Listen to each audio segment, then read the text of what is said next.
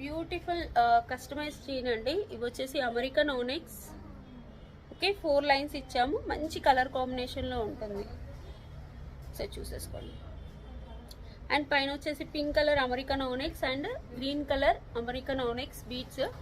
Length వచ్చేసి 25 ఇచ్చాము, 24. ఇలా 4 లేయర్ వస్తుంది, 4 లేయర్ వస్తుంది. చూడండి, ఇలా వేసుకున్నాను కదా, ఇలా 4 లేయర్ వచ్చేసింది.